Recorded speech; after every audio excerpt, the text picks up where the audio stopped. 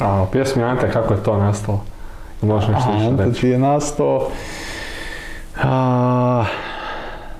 Da, to sam nedavno isto prepričavao. Dakle, moj brat u to vrijeme imao curu, sad mu je ta cura postala žena. I on se zove Ante. Da, i on se zove Ante. I cura isto. Tako je. Uglavnom, ona ga je zvala na telefon, znaš. I sad kako smo mi u to vrijeme bili cimeri, ja sam mu brat i sidimo ovako u kući.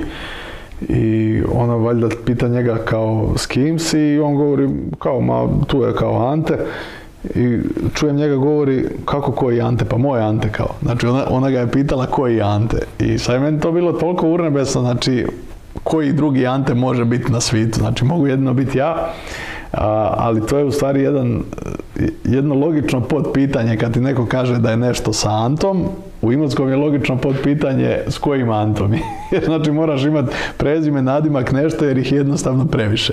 I onda kako to smo se ja i Buraz iscerili na to njezino i odmah sam skočio do kompjutera, još smo se preko Facebooka dopisivali, ja i Natko, ja rekao Natko, Buraz imamo hit, gotovo. Tu je se sve začelo i onda kasnije smo radili aranžman, muziku i ostalo i eto. I to je postala dosta slušana i praćena stvar, eto.